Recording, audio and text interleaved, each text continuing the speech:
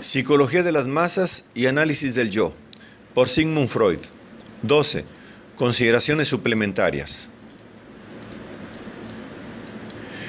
En el curso de nuestra investigación, llegada aquí a un fin provisional, hemos visto abrirse ante nosotros diversas perspectivas muy prometedoras, mas, para no desviarnos de nuestro camino principal, hemos tenido que dejarlas inexploradas. En este último capítulo de nuestro estudio, queremos volver sobre ellas y someterlas a una rápida investigación. A. La distinción entre la identificación del yo y la sustitución ideal del yo por el objeto halla una interesantísima ilustración en las dos grandes masas artificiales que antes hemos estudiado, el ejército y la iglesia cristiana. Es evidente que el soldado convierte a su superior, o sea, en último análisis, al jefe del ejército en su ideal, mientras que, por otro lado, se identifica con sus iguales y deduce de esta comunidad del yo las obligaciones de la camaradería, o sea, el auxilio recíproco y la comunidad de bienes. Pero si intenta identificarse con el jefe, no conseguirá sino ponerse en ridículo. Así, en la primera parte del Wallenstein de Schiller, se burla el soldado de cazadores del sargento de caballería. No sucede lo mismo en la Iglesia Católica. Cada cristiano ama a Cristo como su ideal y se halla ligado por identificación a los demás cristianos. Pero la Iglesia exige más de él. Hay de identificarse con Cristo y amar a los demás cristianos como Cristo hubo de amarlos. La Iglesia exige, pues, que la disposición libidinosa creada por la formación colectiva sea completada en dos sentidos. La identificación debe acumularse a la elección de objeto y el amor a la identificación. Este doble complemento sobrepasa evidentemente la constitución de la masa. Se puede ser un buen cristiano sin haber tenido jamás la idea de situarse en el lugar de Cristo y extender, como Él, su amor a todos los humanos. El hombre, débil criatura, no puede pretender elevarse a la grandeza de alma y a la capacidad de amor de Cristo. Pero este desarrollo de la distribución de la libido en la masa es probablemente el factor en el cual funde el cristianismo su pretensión de haber conseguido una moral superior. B. Dijimos que era posible determinar en el desarrollo psíquico de la humanidad el momento en el que el individuo pasó desde la psicología colectiva a la psicología individual. Para aclarar esta afirmación, habremos de volver rápidamente sobre el mito científico relativo al padre de la horda primitiva, cual fue elevado más tarde a la categoría de creador del mundo, elevación plenamente justificada, puesto que fue quien engendró a todos los hijos que compusieron la primera multitud. Para cada uno de estos hijos constituyó el padre el ideal a la vez temido y venerado, fuente de la noción ulterior del tabú. Mas un día se asociaron, mataron al padre y le despedazaron. Sin embargo, ninguno de ellos pudo ocupar el puesto del vencido, y si alguno intentó hacerlo, vio alzarse contra él la misma hostilidad, renovándose las luchas, hasta que todos se convencieron de que tenían que renunciar a la herencia del padre. Entonces constituyeron la comunidad fraternal totémica, cuyos miembros gozaban todos de los mismos derechos y se hallaban sometidos a las prohibiciones totémicas que debían conservar el recuerdo del crimen e imponer su expiación. Pero este nuevo orden de cosas provocó también el descontento general, del cual surgió una nueva evolución. Poco a poco, los miembros de la masa fraternal se aproximaron al restablecimiento del antiguo estado conforme a un nuevo plan. El hombre asumió otra vez la jefatura, pero solo la de una familia, y acabó con los privilegios del régimen matriarcal, instaurado después de la supresión del padre. A título de compensación, reconoció, quizá, entonces, las divinidades maternales, servidas por sacerdotes que sufrían la castración, para garantía de la madre, y conforme al ejemplo dado antes por el padre. Sin embargo, la nueva familia no fue sino una sombra de la antigua, pues siendo muchos los padres, quedaba limitada la libertad de cada uno por los derechos de los demás. El descontento provocado por estas privaciones pudo decidir entonces a un individuo a separarse de la masa y asumir el papel del padre. El que hizo esto fue el primer poeta épico, y el progreso en cuestión no se realizó sino en su fantasía. Este poeta transformó la realidad en el sentido de sus deseos e inventó así el mito heroico. El héroe era aquel que sin auxilio ninguno había matado al padre, el cual aparece aún en el mito, como un monstruo totémico. Así como el padre había sido el primer ideal del adolescente, el poeta creó ahora, con el héroe que aspira a suplantar al padre, el primer ideal del yo. La idea del héroe se enlaza probablemente a la personalidad del más joven de los hijos, el cual, preferido por la madre y protegido por ella contra los celos paternos, era el que sucedía al padre en la época primitiva.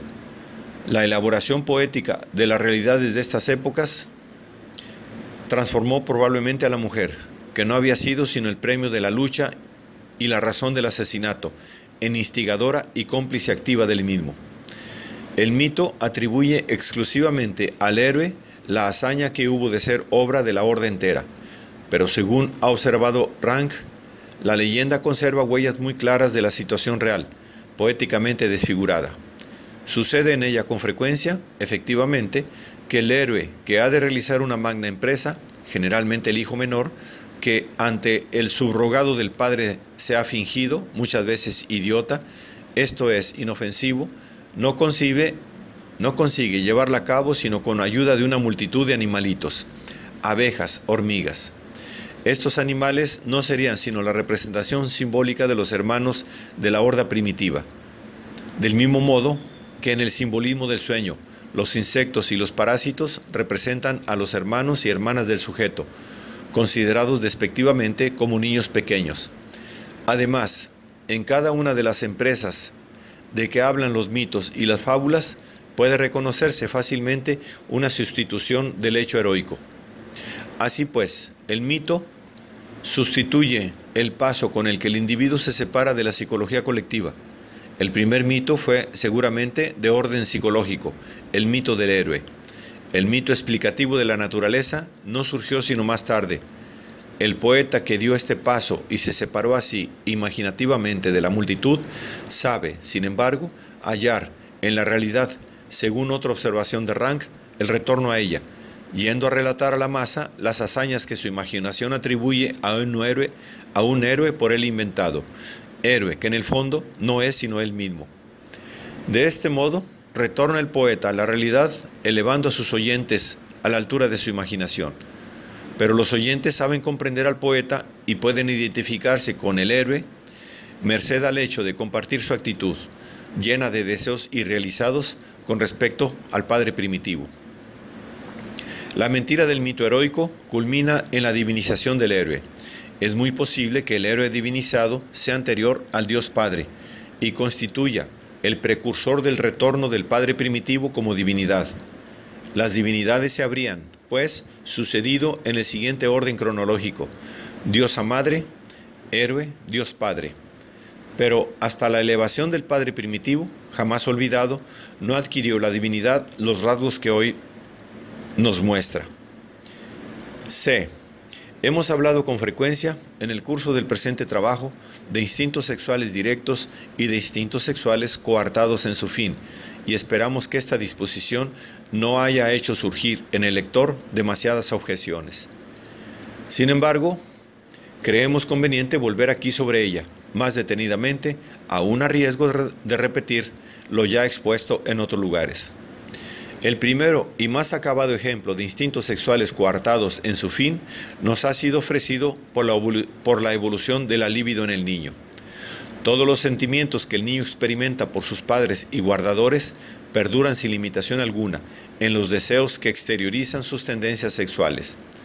El niño exige de estas personas amadas todas las ternuras que le son conocidas, quiere besarlas, tocarlas y contemplarlas.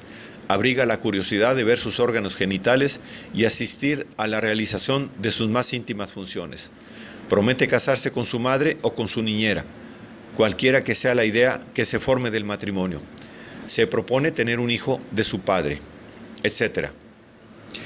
Tanto la observación directa como el examen analítico ulterior de los restos infantiles no dejan lugar a dudas sobre la coexistencia de sentimientos tiernos y celosos e intenciones sexuales y nos muestran hasta qué punto hace el niño de la persona amada el objeto de todas sus tendencias sexuales aún mal centradas.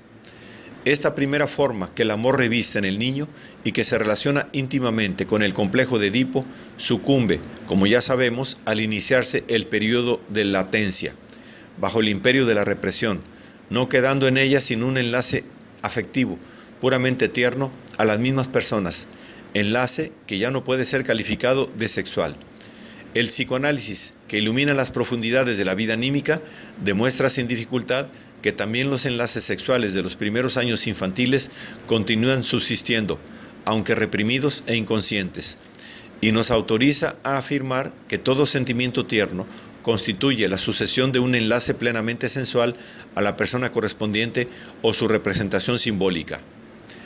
Desde luego, es necesario una investigación especial para comprobar si en un caso dado subsiste aún esta corriente sexual anterior en estado de represión o si ha desaparecido por completo. O precisando más, está demostrado que dicha corriente existe aún como forma y posibilidad y es susceptible de ser activada en cualquier momento a consecuencia de una regresión. Trátase únicamente de saber, y no siempre lo conseguimos, cuáles son su carga y su eficacia actuales.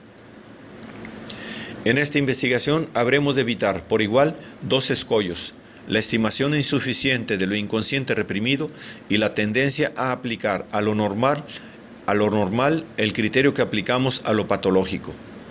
Ante la psicología, que no quiere o no puede penetrar en las profundidades de lo reprimido, se presentan los movimientos afectivos del carácter tierno como expresión de tendencias exentas de todo carácter sexual, aunque hayan surgido de otras cuyo fin era la sexualidad. Podemos afirmar con todo derecho que tales tendencias han sido desviadas de dichos fines sexuales, aunque resulte difícil describir esta desviación del fin conforme a las exigencias de la metapsicología. De todos modos, estos instintos coartados en su fin conservan aún algunos de sus fines sexuales primitivos. El hombre afectivo, el amigo y el admirador busca también la proximidad corporal y la vista de la persona amada, pero con un amor de sentido pauliniano. Podemos ver en esta desviación del fin un principio de sublimación de los instintos sexuales, o también alejar aún más los límites de estos últimos. Los instintos sexuales coartados presentan una gran ventaja funcional sobre los no coartados. No siendo susceptibles de una satisfacción total, resultan particularmente apropiados para crear enlaces duraderos, mientras que los instintos sexuales directos pierden, después de cada satisfacción, una gran parte de su energía, y en el intervalo entre esta debilitación y su renacimiento por una nueva acumulación de líbido, puede ser el objeto reemplazado por otro. Los instintos coartados pueden mezclarse en cualquier medida con los no coartados y retornar a estos después de haber surgido de ellos. Sabido es con cuánta facilidad las relaciones afectivas de carácter amistoso, fundadas en el reconocimiento y la admiración, así las que se establecen entre el maestro y las discípulas o entre el artista y sus admiradoras, se transforman, sobre todo en la mujer, en deseos eróticos. El nacimiento mismo de estos enlaces afectivos, nada intencionados al principio, abre un camino muy frecuentado a la elección sexual de objeto. En La piedad del conde de Zinzendorf ha mostrado Pfister, con un ejemplo impresionante y que no es seguramente el único, la facilidad con que un intenso ligamen religioso se transforma en ardiente deseo sexual. Por otro lado, la transformación de tendencias sexuales directas, efímeras de por sí, en lazos duraderos simplemente tiernos, es un hecho corriente, y la consolidación de los matrimonios contraídos bajo los auspicios de un apasionado amor reposa casi por completo en esta transformación. No extrañaremos averiguar que las tendencias sexuales coartadas en su fin surgen de las directamente sexuales cuando obstáculos interiores o exteriores se oponen a la consecución de los fines sexuales. La represión que tiene efecto en el periodo de latencia es uno de tales obstáculos interiores. Dijimos antes que el padre de la horda primitiva, con su intolerancia sexual, condenaba a todos sus hijos a la abstinencia, imponiéndoles así enlaces coartados en su fin, mientras que, por su parte, se reservaba el libre placer sexual y permanecía, de este modo, independiente de todo ligamen. Todos los enlaces en los que reposa la masa son de naturaleza de los instintos coartados en su fin, pero con esto nos hemos aproximado a la discusión de un nuevo tema, a la relación de los instintos sexuales directos con la formación colectiva. D. Las dos últimas observaciones nos dejan ya entrever que las tendencias sexuales directas son desfavorables para la formación colectiva. En el curso de la evolución de la familia ha habido, ciertamente, relaciones sexuales colectivas, el matrimonio en grupo. Pero cuanto más importante se fue haciendo para el yo el amor sexual y más capaz de amor el individuo, más tendió a la limitación del amor a dos personas. Una cum uno. Limitación que parece prescrita por la modalidad del fin genital. Las inclinaciones poligámicas hubieron de contentarse con la sucesiva sustitución de un objeto por otro. Las dos personas reunidas para lograr la satisfacción sexual constituyen, por su deseo de soledad, un argumento viviente contra el instinto gregario y el sentimiento colectivo. Cuanto más enamoradas están, más completamente se bastan. La repulsa de la influencia de la masa se exterioriza como sentimiento de pudor. Las violentas emociones suscitadas por los celos sirven para proteger la elección sexual de objeto contra la influencia que sobre ella pudiera ejercer un ligamen colectivo. Solo cuando el factor tierno y por lo tanto personal de la relación amorosa desaparece por completo ante el factor sexual, es cuando se hace posible el público comercio amoroso de una pareja o la relación de actos sexuales simultáneos dentro de un grupo, como sucede en la orgía. Por ello, se efectúa una regresión a un estado anterior de las relaciones sexuales, en el cual se desempeñaba no desempeñaba aún papel ninguno el amor propiamente dicho y se daba igual valor a todos los objetos sexuales, aproximadamente en el sentido de la maligna frase de Bernard Shaw: estar enamorado significa exagerar desmesuradamente la diferencia entre una mujer y otra. Existen numerosos hechos que testimonian que el enamoramiento no apareció sino bastante tarde en las relaciones sexuales entre el hombre y la mujer, resultando así que también la oposición entre el amor sexual y el ligamen colectivo se habría desarrollado tardíamente. Esta hipótesis puede parecer a primera vista incompatible con nuestro mito de la familia primitiva.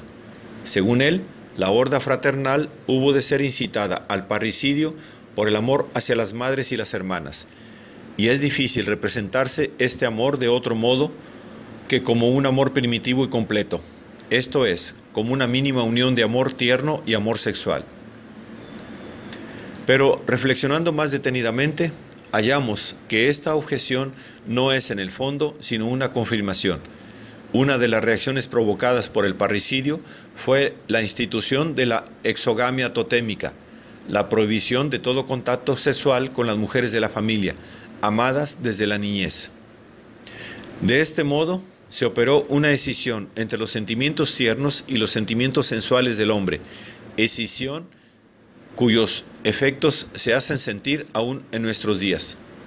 A consecuencia de esta exogamia, se vio obligado el hombre a satisfacer sus necesidades sexuales con mujeres extrañas a él y que no le inspiraban amor ninguno. En las grandes masas artificiales, la iglesia y el ejército, no existe lugar ninguno para la mujer como objeto sexual.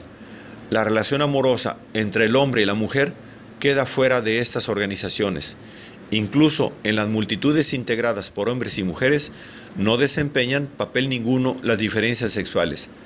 Carece de todo sentido preguntar si la libido que mantiene la cohesión de las multitudes es de naturaleza homosexual o heterosexual, pues la masa no se halla diferenciada según los sexos y hace abstracción particularmente de los fines de la organización genital de la libido. Las tendencias sexuales directas conservan un cierto carácter de individualidad, aún en el individuo absorbido por la masa. Cuando esta individualidad sobrepasa un cierto grado, la formación colectiva queda disgregada. La Iglesia Católica tuvo los mejores motivos para recomendar a sus fieles el celibato e imponerlo a sus sacerdotes, pero también el amor ha inducido a muchos eclesiásticos a salir de la Iglesia. Del mismo modo, el amor a la mujer rompe los lazos colectivos de la raza, la nacionalidad y la clase social, y lleva así a cabo una importantísima labor de civilización. Parece indiscutible que el amor homosexual se adapta mejor a los lazos colectivos, incluso allí donde aparece como una tendencia sexual no coartada, hecho singular cuya explicación nos llevaría muy lejos. El examen psicoanalítico de las psiconeurosis nos ha enseñado que sus síntomas se derivan de tendencias sexuales reprimidas, pero que permanecen en actividad. Podemos completar esta fórmula añadiendo: estos síntomas pueden también derivarse de las tendencias sexuales coartadas en su fin, pero coartadas de un modo incompleto o que hace posible un retorno al fin sexual reprimido. Esta circunstancia explica el que la neurosis haga asocial al individuo, extrayéndole de las formaciones colectivas habituales. Puede decirse que la neurosis es, para las multitudes, un factor de disgregación en el mismo grado que el amor.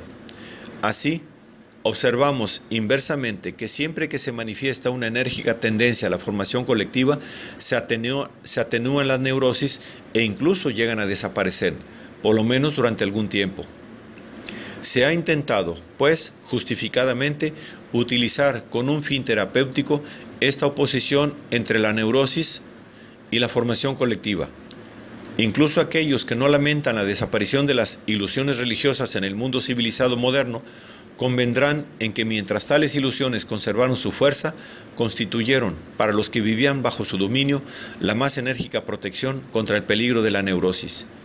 No es tampoco difícil reconocer en todas las adhesiones a sectas o comunidades místico-religiosas o filosóficas místicas la manifestación del deseo de hallar un remedio indirecto contra diversas neurosis.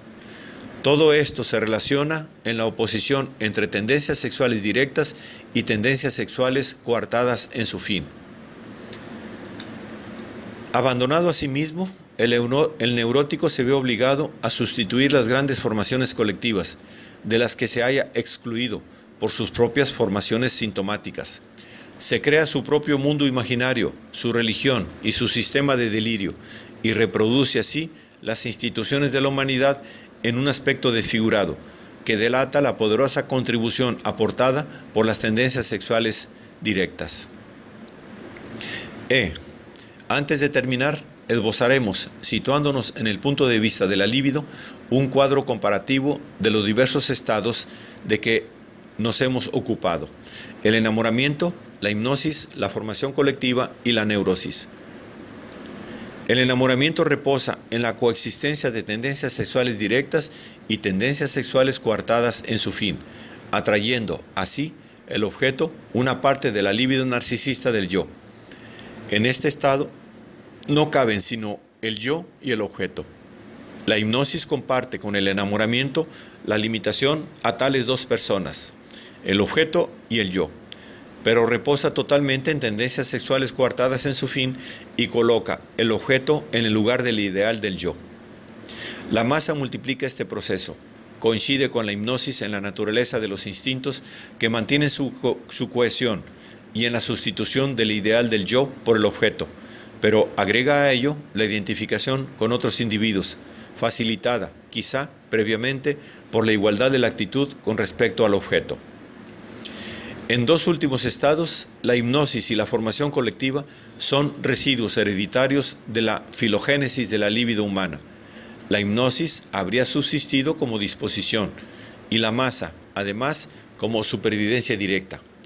La sustitución de las tendencias sexuales directas por las coartadas favorece en estos dos estados la separación entre el yo y el ideal del yo, separación que se inició ya en el enamoramiento. La neurosis se separa de esta serie. También ella reposa en una particularidad de la evolución de la libido humana, en la doble articulación de la función sexual directa, interrumpida por el periodo de latencia. En este aspecto, comparte con la hipnosis y la formación colectiva el carácter regresivo del que carece el enamoramiento. Se produce siempre que el paso de los instintos sexuales directos a los instintos sexuales coartados no ha podido efectuarse totalmente y corresponde a un conflicto entre los instintos acogidos en el yo que han efectuado tal evolución y las fracciones de dichos mismos instintos que desde lo inconsciente reprimido, al igual de otros movimientos instintivos totalmente reprimidos, tienden a su satisfacción directa. La neurosis posee un contenido muy rico, pues entraña todas las relaciones posibles entre el yo y el objeto, tanto aquellas en las que el objeto es conservado como aquellas en las que es abandonado o erigido en el yo. Y por otro lado, las relaciones emanadas de conflictos entre el yo y el ideal del yo.